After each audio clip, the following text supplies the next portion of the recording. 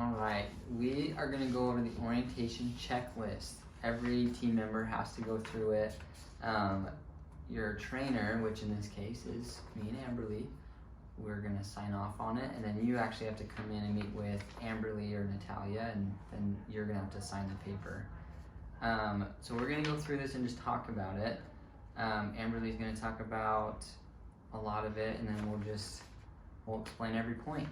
All right, so we're going to start with the company history, which Riley's going to explain. Ovation. Yes, so Ovation, we have a parent company named Avamere. Avamere was started 25 years ago. It was one skilled nursing building.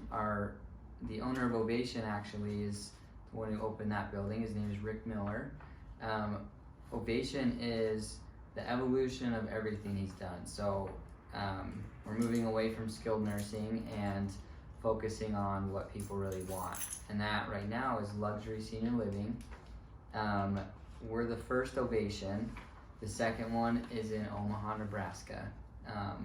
It'll open in just a couple of months. And yeah, that's our history. Okay. So next, the core values. Everybody has a core value card. We wear them around our necks, and hopefully everybody knows what the core values are. So briefly, integrity above all else, passion for the quality of people's lives, quality that is obvious, innovation, not emulation, a culture of trust and respect, reaching to learn, grow, and embrace change, teamwork, camaraderie, and fun. And then the mission statement is to enhance the life of every person I serve. So we wear these around our neck so that we can live them, remember them, discuss them. Yes. Okay. Your onboarding manual, so that's something that you'll all have a caregiver training checklist that you should have been able to complete. That will be put into your employee file, and that's how we complete all of it. Kaylee will operate most of that. Okay, and every day we do a standing ovation daily. We do it at 9 o'clock every morning. Every team member is welcome to join. There also should take place at 3 o'clock p.m. and midnight. We go over announcements and a core value of the week and do standing ovations for our team members who have went above and beyond. The next part, organizational structure. So as we kind of talked about, we have a parent company, which is our corporate office. Our president, the president of Ovation, her name's Nicolette. Myself, Colton, and Tyler, us three report to her. She is our acting regional director as well, and she gives us a lot of support at our community level. The rest of the organizational chart, there's a copy posted to Amberly's wall if you are curious to see it. It's in the hubs as well. And in the hubs. But refer to that if you have any questions on the organizational structure. Okay. Continuum of care. The way Ovation is structured and set up is that we have our villas, we have the independent living, we have assisted living, and memory care. And the thought behind that is that someone may live in the villas and be at that stage of life, and then eventually go to independent living, and once appropriate they may come over to assisted living, and it's all here close on the same campus. Yeah. Okay. So the next part, we think it's really important that you know how much people really pay to live here. It's not cheap, and I think it really puts it in perspective of, realizing that we should give them the best, because they're paying a lot of money. Independent living, the rooms can be between $3,600 a month up to $5,000. The villas can be from $5,000 to $5,400. Assisted living, it's pretty much the same as independent living. It'd be $3,600 up to about $5,000. But there's also that care fee that they pay. Memory care is $46.45 a month, and then most of the time there's a little bit of a care fee included with that. All that's included, one difference that I think is important to know is the food in the South building is all included. But the food in the north building, every resident gets $350 of a credit per month, and then they use that toward their meals. Yeah, that's what we got there. Policies and procedures. If anyone does have specific questions about policies and procedures, there's a binder at the front desk and in Colton's office, and you're welcome to review any policies that you're curious about. We are an assisted living level 2. We have specific regulations from the state being at that level. There are often things that come up that people have questions on, so always ask them. I don't know what else they want us to know about assisted, these are things we'll go over in orientation as well. Yeah, there's a couple important things. So there's 3 documents that are posted on the walls of our building. One of those is about the long-term care ombudsman. That's the person that is the advocate for any senior that lives in long-term care. We utilize them for help on a lot of different things, but they're the ones that step in and try to be a third party to resolve any concerns. The other one is about reporting abuse and neglect. We are a self-report community, so if we notice things that, even if they're questionable, and that being any form of abuse, then we have reported and will always report things, so that we're very transparent and we have the opportunity to fix anything. Then the third document that's posted on the walls is the resident rights. That's basically how everything is written out for assisted living and memory care, why we do what we do, and what rights our resident has. So find those on the first floor by the elevator if you do have any questions on it. Okay, you kind of hit on a few of those. Admission, a lot goes into an admission, discharge, and transfer process. Before somebody moves in, there's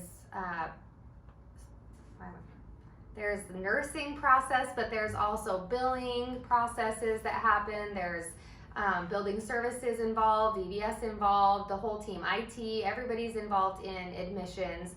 It can be pretty timely, a lot of work, and very busy. So if you have questions about the admission process, what happens with our clinical team is once we know somebody's moving in after the assessment's completed, the care plan and service plan they're created, they're left in the hubs for you guys to look at and review before that person moves in. Medications are delivered, and we always send out multiple messages discussing the cares of the resident that's coming in, what they will need, what you can expect, and always ask any questions that you have. If we had a discharge or somebody transferring out, it would be communicated the same way. Anything else important about that? No, I think the last thing on that is just that we try to help these families out as much as we can, because sometimes they're in very desperate situations and they just don't have anywhere else to put their mom or dad. We always follow the rules and regulations on admitting somebody, but sometimes it can be a quick process. Other times it's, we have some time to plan on it. That's all we have there. Okay. On the job injury protocol, if anyone's injured, you have to fill out a document, and that can be a major injury, a large cut, a hurt back, anything like that, but it can be simple injuries too, even if it's a paper cut. There's a story that Nicolette tells where she had somebody get a paper cut, and then they got a bacterial infection, and they had to amputate her finger, but none of it was covered by workman's comp because she didn't fill out an injury report. So even in minor injuries, if we want to follow the rules, we really have to fill out those reports, as annoying as it might be. And they're supposed to be done as soon as possible, right following the injury. The reports are located in the brain binders in both hubs. So talk to the charge nurse, they can help with the process, reach out to me. We need to let the executive directors know as well as soon as possible. Yeah. How to handle inquiries. So we're in our sales section. It's really expected by any team member at Ovation that we fill in where we can if there's a need. So if you're ever by the reception desk and you hear the phone ringing, we should really be mindful of customer service. So the best way to answer the phone is saying, Ovation, this is Riley, or obviously you would say your name. But we want to make sure that, you know, we're mindful of that. And as you handle these inquiries, the best thing to do before you get into any other details is to refer them to Sheila, our community relations director. If she's unavailable, then make sure you get their phone number and their name. And it's really helpful if you can get more information than that. So are you inquiring for yourself? Are you inquiring for a loved one? You know, what kind of timeline are you working with? And that way we can pass it off as soon as possible and that person's able to be helped. Yeah, that's inquiries. General appearance of the community. We talk about this a lot in Standing O, or just in random meetings that we have, but we really should be looking at the community and finding areas that we can make it look even just a little better. Whether it's picking up a piece of garbage on the ground, taking the trash out because it's pretty full. It's not just housekeeping's job to make sure that they're fulfilling that. Everybody should be mindful about how the community looks to make our residents feel at home. Okay, I'm gonna put a few of these together. Every team member is a representative of Ovation. I'm tying that into quality that is obvious, and also customer service, the way that we present ourselves and the community, and how we talk to family members and residents, and how we go about dealing with any issues that may come up, but always looking, I can't remember how to say it. Yeah, the LARC principle. The LARC. So yeah. Looking, answering questions. Look, ask questions, respond attentively, and then kindness. Okay. So. And then as far as giving tours of the campus, everybody should probably feel comfortable doing that. If somebody came in and wanted a quick tour and there was nobody available to do it, I think all of us know how to take someone around and be friendly and polite and show them the important things and touch base on the things that we should probably let them know. I think everybody could do that, but that's something that is on the checklist because it's important to know that it might come to that sometimes. Maybe you're there and you can do a tour for somebody. A lot of these that you'll see in this checklist are going to be completed by Kaylee, our team member specialist. Everybody should get a copy of the employee handbook. It's handed out at orientation. If you don't have one, then Kaylee has copies, as well as a benefits packet. If anyone has questions on taking breaks, timesheets, or time clocks, I feel like everybody should be pretty well versed in that by now, but if you do have more questions, then please come talk to any one of us. Let's see, TB tests, get those done. Yeah, they're supposed to be done when you start within just the first couple of weeks. So if you are watching this video and you have not had a TB test in the last 6 months, come and see me, please. Smoking policy. No smoking in the building. We're a smoke-free campus, right? There's designated areas in which you can smoke. Ovation dress code. There are specific uniforms. I know they go through this in orientation, so if you have questions, let us know. When you begin working, we give you the expectations of what you'll wear while you're here. As far as the clinical team, we provide a shirt for you. We ask that you wear all black bottoms and all black shoes. We ask that tattoos are covered up while you are here, and that you look well groomed. Anything else there? Our Relias trainings, those are required. Everybody has a login, and if you are not sure what it is, I know Natalia's been working on getting that to everybody, but reach out to Natalia. This training is important, and everybody's required to have it completed. So please log into Relias and get working on that if you have not already. Performance improvement process. So we are required by the state to do at least every 3 months, just a review of every department and how we can improve our process. We do it monthly. We call it continuous quality improvement. So every manager from each department, we attend a meeting monthly and we discuss any areas that we are concerned about our goals that we want to have, and make sure that we're very mindful of improving our process. We learn something new every meeting, and it's really a way that we can, not just be an average place, but something that our residents are going to come to and be amazed by. How to submit suggestions. We use a program called Lobby. There is a tablet at the front desk, and there's also one in my office. If you have noticed a change in somebody, or if home health or hospice is here and they need to fill out a form, Lobby is the platform that we use. You can find those on either tablet. There's also a grievance form that can be filled out. Any others I'm missing? No, that's pretty much all. Yeah. Office supplies. So if you're needing any office supplies in the hubs or anywhere, talk to Natalia first, and then she will reach out to Camille, who's our business office manager, and then an order is placed so that we can make sure we have all the supplies that we need. Cell phone usage would probably be best for you to talk about. Yes, so we have a cell phone policy in place currently. If you have your personal cell phone on you and you use it on your break, or you're in the hub and you check your phone, that hasn't been an issue. However, if you use your phone in any area that a resident or family member can see you on it, then at that point we are going to ask you to put it in a locker in the break room. So that's how the policy in the handbook says no cell phone. But right now, if you're not using it, it's not a problem.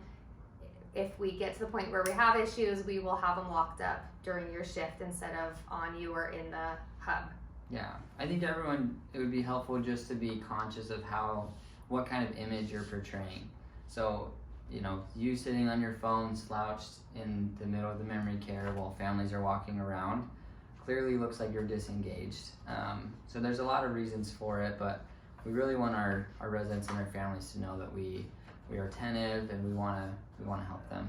We also use phones to chart, and so I've still asked everybody that to not have it out in the common areas, not use it, because it appears that you're on Facebook rather than actually completing the tasks in the services that you've done. So please do your documentation in the hubs, or while you're in between things, but not when you're with a resident or with their family. Please don't have it out and be on it, even if you are just charting. Yeah. Relationships with customers and families. So I've been very impressed and amazed at, especially our clinical team, where you have these great relationships with not just the residents but their families, and that's where we can see next level service. And that's when the families come to us and they say, wow, Ovation is so much better than anywhere else we saw. It's those relationships that are gonna be what sets us apart, and everyone can have that role, not just Amberly and Natalia, but there's a lot of help that we could provide. Parking is another one. So graveyard staff is a little bit different. For everyone else, so morning and evening shifts, parking is around the outside of the parking lot. We have a diagram if you do want to see it, but basically any parking space that's facing away from the building, that is at the edge of it, is all designated for team member parking. Graveyard staff, we recognize that it's very dark and it can be a little bit scary at times, or at least questionable, so that we've approved that you can park really close to the building, just to make sure that you feel safe and that you're not gonna have any bad situation happen. A food handler's card. The clinical team is required to have their food handlers. It can be obtained on the internet. It's very quick and easy and cheap. Please get it and get a copy to Kaylee as soon as possible. Also, first aid and CPR, those are also required. Make sure that you are current and up to date. We will have classes here as soon as we have a need for multiple people to take them. Kaylee can certify, so we will work on those, but please have copies to Kaylee so they can be in your employee file. The next part is all about life enrichment. So the first one is our calendar of events. We are required to have a calendar that all of our residents can see, or their families. Any events that are changed, we have to notify every resident. With that calendar, you can find a copy at the front desk. There's usually one in the hubs from what I've seen where it's helpful to know what's going on so you can tell the residents. Because our residents are really good at remembering everything. There's a lot of help, especially from your team, where sometimes they just need a little reminder, but assistance to an activity is something that we want to do. Our residents need to be out of their rooms, they need to be able to thrive. And our activity program is, as simple as some of them might be, we want to remind and assist them to the activity. If we need to schedule transportation for any of our residents or help assist them do that, the front desk has the schedule, so we can talk to them and they can help get our resident on the schedule for transportation. And then resident council, so in independent living we call it town hall, but resident council is a council of any resident that wants to attend, and currently I believe Nancy Scott is the president of our resident council. It's completely ran by the residents and what they want. Typically that's where they ask the license administrator, so Colton, to conduct that or attend it. It's up to them whether they want other managers, other team members to attend, but it's a chance for our residents to talk about the happenings of our community. Often they voice concerns, but most of the time it's a chance for them to recognize us, whether that's good or bad. But it's a very helpful meeting for our residents. Okay, you want to quickly go over dining services and then I'll do healthcare. Yeah, so employee meals, everyone has a meal credit. Surprise if you didn't know. Part-time, you get a $100 credit, and then full-time, you get a $200 credit. You can use it at all of our restaurants, except for 1861 right now. We're figuring out a better plan for that restaurant specifically. But we're open 7 to 7, and then we have goods and supply. So use that meal credit because it's a gift that we want everybody to enjoy. In our community, it's all restaurant style dining. We don't have a cafeteria. We don't even have a dining hall. It's a restaurant. Independent living has the 3 restaurants: Bee's Knees, which is open breakfast and lunch; Miller's, which is open lunch and dinner; and then 1861, which is the fine dining that's also open to the community. It's open Thursday to Saturday from 5 to 8 or 9. It's on Google if you want to look it up and check my numbers on that. Let's see, Lorraine's Kitchen is what our assisted living has, and that's where the food comes from for memory care for now. We'll eventually have a dedicated cook just for memory care.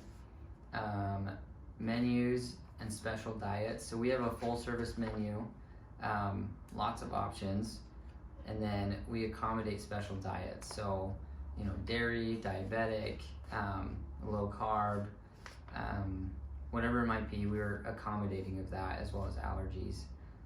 Alcohol consumption for our residents. So in some cases we have doctor's notes for our residents. Alcohol can be a very good comfort, not just for our residents but other people. We do allow our residents to do that. It is their right to have access to their own alcohol. We don't have a liquor license in the south building. We do have one in the north building. So we're able to serve it in the north building without a doctor's note, and in the south building we can, when we have those doctor's notes, then we can serve some of our residents that alcohol. That's pretty much it for dining services. For healthcare services, the things we offer in assisted living here, we do medications for the majority of our residents, manage them and administer them. We offer assistance with all activities of daily living, from standby to physical assist. I'm sure at this point everybody is aware that any resident who requires more than one person assist is on hospice or gets extra services that way. so that they can still be here with us. As far as restraints and side rails, all of these things are gone through during orientation. So if you have specific questions, let me know. We don't restrain anybody here in assisted living. We don't use any types of restraints. Side rails on a bed can be considered a restraint. So when we have anybody that has a hospital bed, we have to have it documented a certain way and listed also in our state survey binder. So those are some things that we make sure to take care of. And typically they're on hospice at that point once they have a hospital bed, and if we are using those side rails. Service plans, the location is there in everybody's chart. In each hub, if you're looking for somebody's care plan or service plan, that's where they're located. You can find all the information of the services we provide and how specifically we're caring for that resident in those plans. We do use our chain of command for all of our clinical team. The caregivers and CNAs would report to a med tech or LPN on shift and go through them for any issues or concerns. They could reach out to Natalia with any issues or concerns since she's the RCC, and if they need additional support or help after that, they'd reach out to me and we would discuss or fix any issue. So when we say utilize the chain of command for any issues or problems, that's what we're talking about. Let's see, care conferences are something that Natalia would help schedule with any families that had concerns or questions, or their loved one is requiring more help or anything like that. So Natalia would help coordinate any of that. If you have concerns about supplies or resident needs, Natalia would help go through any of that. So reach out to her. Residents who wander. We do have residents who wander. Most all of them are in the memory care unit where it's safe for them to wander because it is a lockdown security unit. What else does it want to know about them? Anything else there? No, Okay. that's everything. Okay. And then proper PPE. You guys should know about this as well, but reach out with questions. We have masks, we have gowns, we have gloves, all of that's here. Use them if you need to. If we had a resident who was on any type of precautions, contact precautions, any isolation, we would have all of that outside of their apartment so that you could use it or know that it's appropriate to put it on before assisting with any cares for that resident. The next section is building services. So if you weren't able to attend orientation the day that we go over evacuation procedure, Colton had created a video that walks through every step of an evacuation, where the fire panel is, everything. So watch that video and that'll sign off most of this section if you haven't already. The other thing, so there's an emergency manual. It's also in the video, but it's at the front desk inside a little locked cabinet underneath it. There's that as well as a red binder. That is everything we need to know about evacuating or our emergency procedure. Our call system, all of you should have been able to receive some training on that call system, whether it was your trainer or Natalia. But for that, as well as the alarms that come with the system, then that training you should have received. If you do have more questions about it, then reach out to Natalia and we can make sure that you receive all the information you need. Soiled utility rooms, there are several throughout the community. That is where we should really be keeping a lot of our trash before we take it out. And on the note of trash, every shift should be taking out every trash can. So from the residence room to the larger trash can, and then the larger trash can to the dumpster every shift. It makes a huge difference when people are considerate of the next shift and not relying on them, even if it's only a couple of bags. We don't want to rely on the next people to take care of your own garbage while you're on shift. It really can change a culture for the better if everyone is mindful of that. Emergency eye wash stations. There's one in each hub. Are they anywhere else, or is that the only spot they are right now? I know that they're in every hub. I know Okay. we have 3 of them, so I think that's it. They might also be in the environmental services closet Okay. because there are chemicals in there, but we shouldn't have to worry about that. There's easy instructions on there if you need to wash your eyes. So read them while your eyes are hurting. No, it's pretty simple. Take a minute to read it over if you haven't yet. Laundry services. So we provide laundry services for all residents as an option. All of our memory care residents, we do their personal laundry and their linens. And then in assisted living, they have the option of allowing us to do their personal laundry, or they can do them themselves. If we do it, it's a little bit of a charge for them, but we include all of their linens. So we wash once a week. I think that's all hazardous waste. Okay. The last thing is our TELS system. The TELS system is our maintenance request station. So it's on an iPad at the front desk of the south building. There's one in the north building too, but that's where we can put in maintenance requests. So whether it's something broken around the community or a resident request, it's pretty simple to fill out a new request. The safety committee, let's touch base on that for the last. Yeah. So, yeah, the safety committee, everybody can attend that. We have it once a month. The dates are always posted on the safety board, which is in the Ovation Nation Lounge on that beehive looking board. It's really neat. Anyone is welcome to attend it.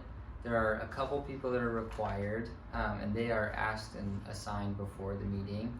But that's where we go over any kind of safety concern, whether it's a resident fall, team member injury, or just something around the community that needs to be addressed or fixed. That's about it there. Hazardous waste, we have red bags in the hubs if you have any. Hazardous. Yeah, bodily fluids or anything. That's about it. Okay, so everybody please make sure you come in and sign this orientation checklist so we can get it in your file. Okay, thanks.